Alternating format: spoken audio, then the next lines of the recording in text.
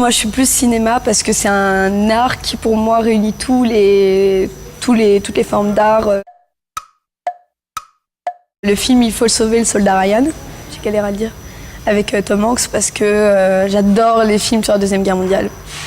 Je sais pas pourquoi, j'adore ça parce que j'aime trop les films qui me rendent triste en fait. C'est bizarre peut-être, mais comme je regarde des films pour que ça me transmette quelque chose et que généralement la tristesse c'est tellement fort que voilà. Moi, je suis étudiante en art, en cinéma, du coup, ça fait partie quand même de mon quotidien en tant que, dans ma vie active, vie quotidienne. Donc oui, en disant que d'une façon, la culture, elle est un peu tout le temps là. Pour en consommer, non, pas assez. Déjà parce que j'ai un emploi du temps. Déjà à partir de là, forcément, on a des obligations de cours, de toutes les choses du quotidien qui font que disons que je devrais me donner le temps en fait, d'aller lire plus, d'aller plus voir de films, d'aller plus voir de spectacles, etc. Très souvent, ça finit par me manquer quand j'ai pas assez consommé de culture, donc c'est un peu essentiel quand même pour moi. Il y a beaucoup de gens qui pensent qu'ils méritent pas ce qui est dit intellectuel. Genre le cinéma d'auteur, le cinéma expérimental, la musique classique, le rap à texte, l'art engagé, l'humour engagé aussi. Il y a un truc un peu de consommation de masse que les gens se tournent que vers ce genre de culture-là.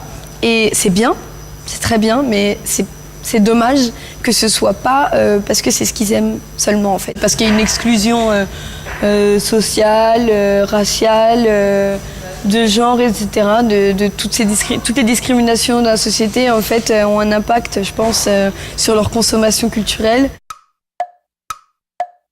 Je pense qu'elle est trop ciblée pour soit les très jeunes, soit les très vieux, et que quand on a je dirais entre 16 et 40 ans, je trouve que ça manque un peu.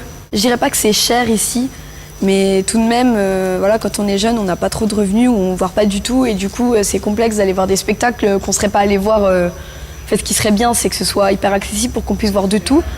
Mais du coup, on est obligé de faire un choix de par notre argent, nos revenus, et donc, généralement, au cinéma,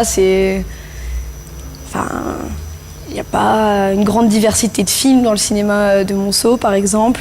C'est, comme je disais, c'est très réducteur du cinéma. J'ai l'impression que l'art ou la culture en général ne vient pas trop au contact des gens. Et du coup, je trouve que ça manque quand même. Je connais le groupe Tecpaf, un groupe de musique ska.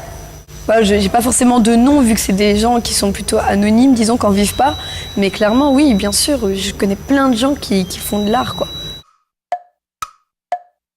Les Fils de l'Homme, qui a été réalisé par Cuarón, qui est un film oufissime, qui dure un peu longtemps, si ça fait peur. C'est dans un futur proche où les femmes ne sont plus du tout fertiles. Donc en gros, il n'y a plus d'enfants. Et c'est un peu la fin de l'humanité finalement.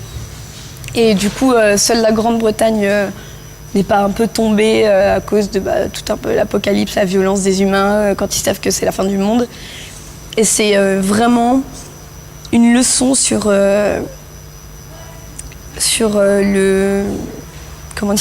le sacrifice pour l'humanité, l'art, comment on préserve l'art.